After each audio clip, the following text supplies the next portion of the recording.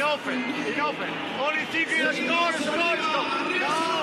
No. La cuestión es 25 points. How you pretend to compete with this legacy level? The question mark is we need to defend the full court.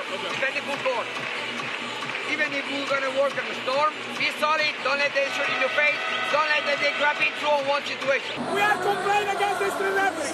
We cannot do that. Stop. Starting from me. We need physicality. And rebound. Lo que no puede ser es que pierdas el balón y te vayas a llorar a la grada mientras tus compañeros bajan. ¿Qué es lo que has hecho?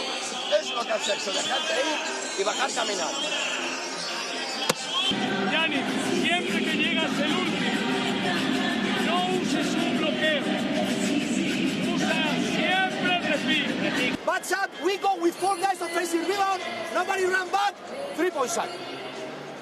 ¿Vale? Todo lo que ha pasado por nuestra culpa. We have one foul to give. If they drive, let's go use the foul.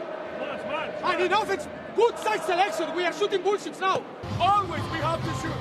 Against Bruno Mars, when you're rolling this way, it's crucial.